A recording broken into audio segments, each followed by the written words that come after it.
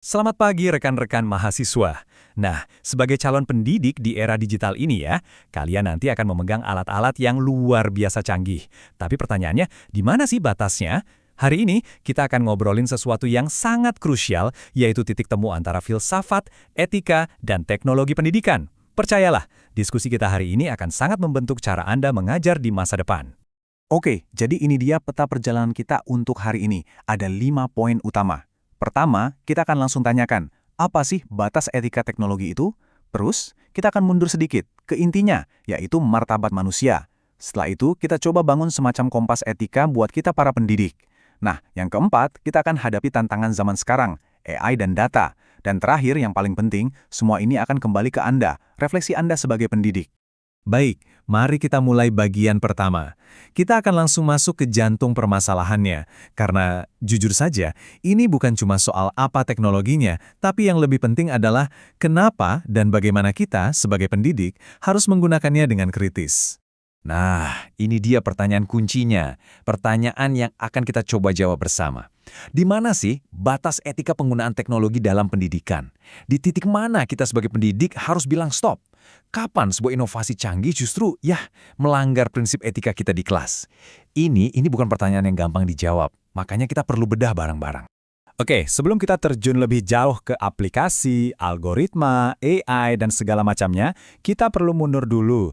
Kita harus paham fondasinya. Karena mau kelas Anda itu digital atau tradisional, semua etika dalam pendidikan itu berdiri di atas satu pilar yang sama, yang fundamental, martabat manusia.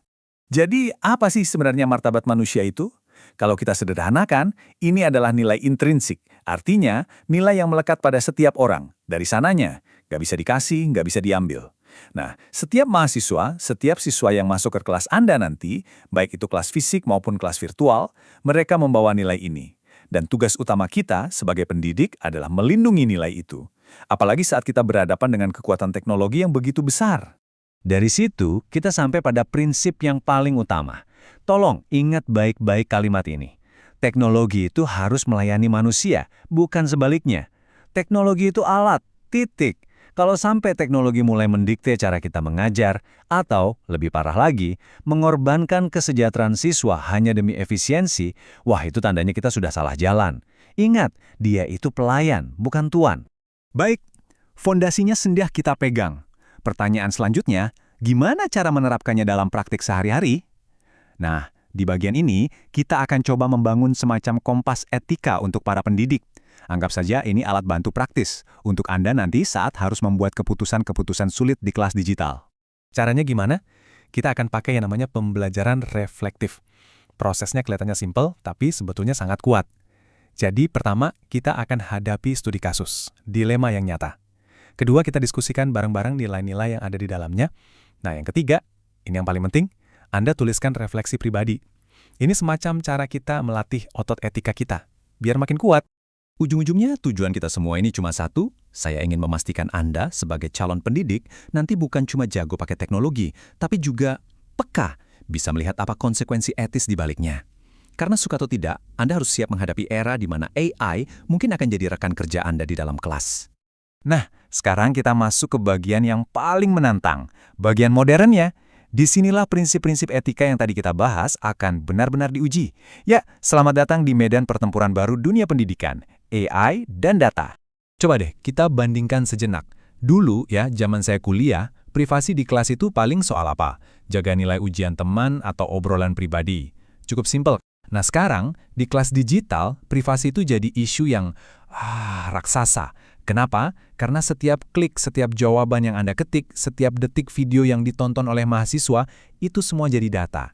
Pertanyaannya sekarang, data itu punya siapa? Dan yang lebih penting lagi, mau dipakai buat apa? Jadi, ada 3 isu kritis yang wajib Anda waspadai sebagai pendidik masa depan. Pertama, etika AI. Apakah AI yang kita pakai itu adil, nggak bias? Kedua, soal pengelolaan data mahasiswa. Gimana caranya kita simpan dan gunakan data itu secara bertanggung jawab. Dan yang ketiga, tentu saja, perlindungan privasi. Bagaimana kita bisa pastikan ruang digital kita itu aman buat semua peserta didik. Ini semua bukan lagi sekedar isu teknis ya, ini isu etis yang paling fundamental. Oke, kita sudah bicara banyak soal teori dan konsep. Sekarang, kita kembali kepada Anda, Betul, kembali ke masing-masing dari Anda.